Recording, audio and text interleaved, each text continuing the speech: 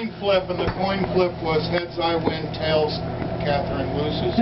So I won. Oh, I guess you would have won, yes. All right, how many here understand fully the Declaration of Independence and the Constitution and could give a talk at any time on it? Raise your hand. Okay, how many here have got an 8th grade education or better? Raise your hand. So my question is, how come all of you with 8th grade education or better cannot give a talk? I went to public school. Yes. You went to public school before Common Core. Yeah. Some of us aren't very good orators. You don't need to be an orator to discuss or understand the Declaration of Independence or the Constitution. It is written in plain language. Jeez, I thought that was just your coffee. That's it. What your interpretation is probably the correct interpretation, because you're coming from a work environment. You're coming from an environment that's rich in history. Our history is 150 years of 13 colonies that didn't need a big government to help them get their job done. That's what it was. From Plymouth to the Ark and Dove, where my family came over, and we forgot Virginia, but those are, Confederates and stuff. We don't want to talk about that. But all the different people that came here, it was 150 years before England really got to where they wanted to stamp down our rights. And by that time, we knew what to do. It's kind of like your kids. If they ask to go to a movie, and you say you're going on a trip, you'll get back with them in 3 weeks, guess what? They're going to make their own decision. But back in the 1600s and the 1700s, it took about 3, 4, 5 months, depending on the winds, to get an answer. So we learned to do it ourselves, and from that came a Declaration of Independence. And from that came a revolution, that we don't need big government telling us what to do. We can handle our own affairs locally.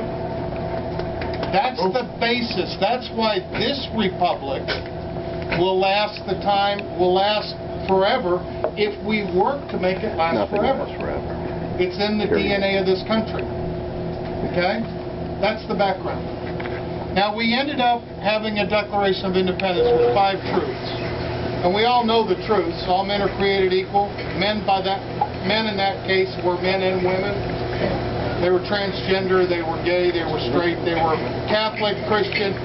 All of that group was included in that phrase, all men.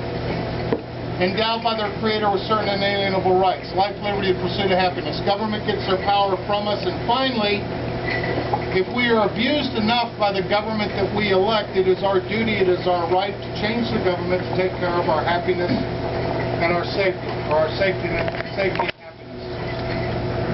Now, safety back then meant that everybody is equal under the law. You feel equal under the law today? No. No.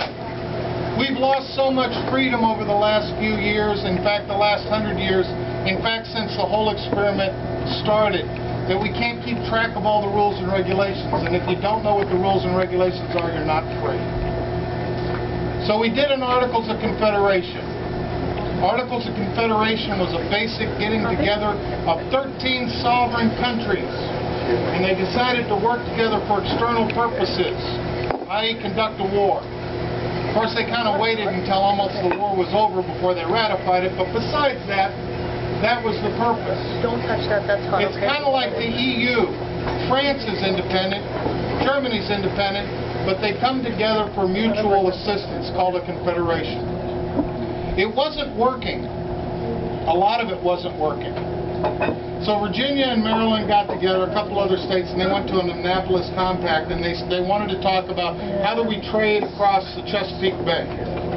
They ended up going, this problem is so diverse, it's so big, we need to go someplace else to see if we can ratify this. So they sent a letter back to the sitting Congress and to all the states saying, hey, next year we propose that we get together and we discuss all things necessary to make the Constitution basically work for our posterity. That was their call for a convention. They sent it to the states, they sent it to Congress.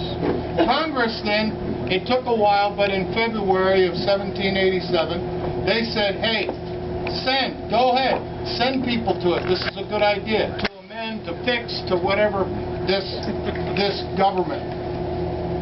Now again, it was the states doing it. Why was it the states? It was the states because they were the sovereign power. Okay? They had a framework that they lived in called a confederation, but they were the sovereign power. They had the convention. They talked about everything. A lot of the Articles of Confederation remained. But a couple things changed. It wasn't the states anymore, it was the people. And they came up with an orderly way to work together. And they sent the report to the Congress sitting under the Articles of Confederation, and they sent the report to all the states. The Congress at that time, if they had thought that this was a violation of everything sacred, they should have slammed it right there, but they didn't do that. They sent the recommendation that all the states hold conventions and proceed to ratify. Well, all the states did just that. And all except Rhode Island and North Carolina ratified, but as soon as they had decided to set this up and they started going, they were changing the process of ratification from 100%, which is required under international law when you have a confederacy, okay, because it is a treaty, all parties have to agree, to something that we're going to form a republic. And in fact, the beauty of this document was they formed 14 republics. You had the 13 republics that were called states, and you had the one republic that was called the United States of America. They kept the same name as the Articles of Confederation. Now, in this debate for the Constitutional Convention, the initial plan coming from Edmund Randolph was a Virginia plan, and he said, hey, at times you're going to have to amend it, and it's up to the states to have a convention to amend it. That's how it first went into the Committee of Style. Came back, Madison didn't really like that. He thought it should be more in control of Congress. And it got changed to Congress. See, this was really neat. In a convention, people talk. And in a convention, people share ideas. The United States of America, from starting in the 1600s up to present day, have had numerous state conventions, hundreds, talking about various aspects, various treaty lines between different states, this and that. They understand the process. Madison's idea was it was just the federal government. Finally, right before the close of the time, George Mason said words to the effect, hey, we have to have something in case the shit hits the fan. He didn't quite use those words, but that's what he meant to say. If the government gets so corrupt, there's nothing we can do to change the government. If we leave it in their hands to change it, it's not going to happen. So what they did was they adopted words.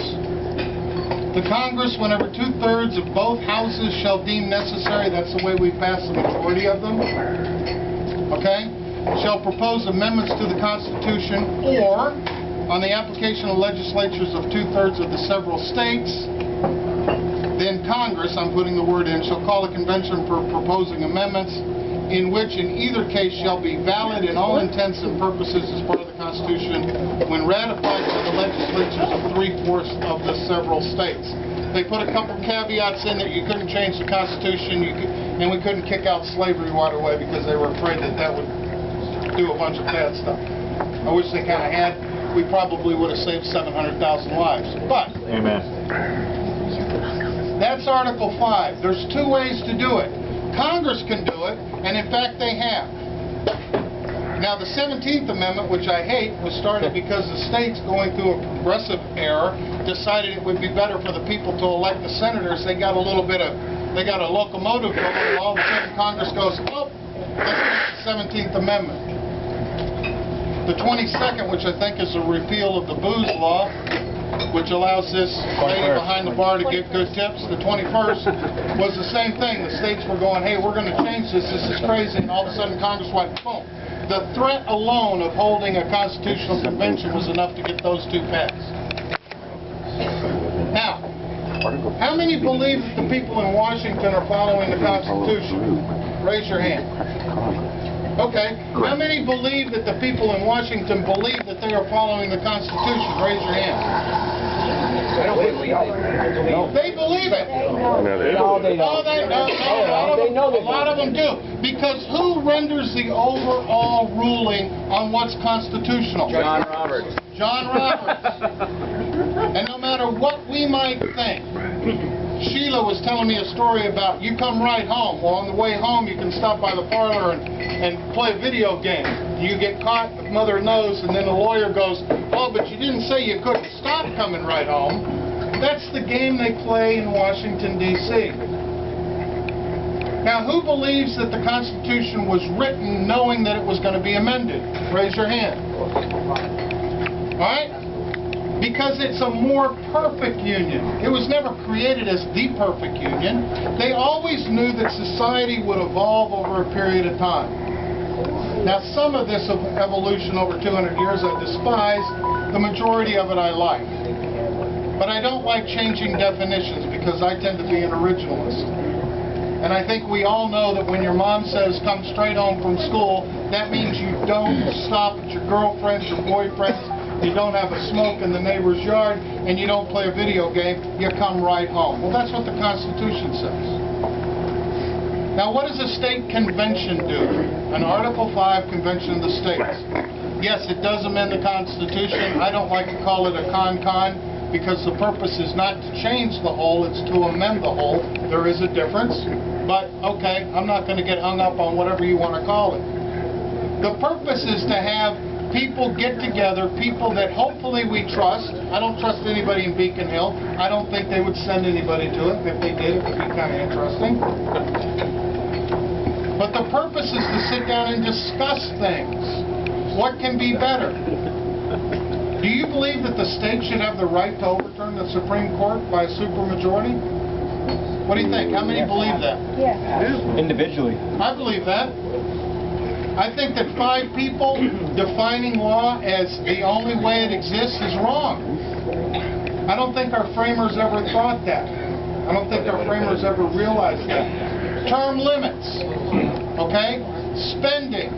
All of these things are things to discuss. And what will come out of this convention? If 34 states call for a convention for a specific purpose, okay, like to limit federal power or whatever, it's so broad, it's scary. But what's the option? All right, Tom, can we wrap it up? Okay, the option is going to 20 trillion in debt. The option is bigger bureaucracies. Nothing's going to stop it because as soon as we elect people, unless they're complete and total, just so much of their word, the power corrupts. We know that. This is an out for all of us to get behind and to support and come up with some changes. They might end up, in summary, they might come up with, say, 15 things that 34 states say go. It takes 38 states to ratify. They could come up with a couple that are so brained it's unbelievable. It takes 14 states to say no. That's how the process works. Thank you very much.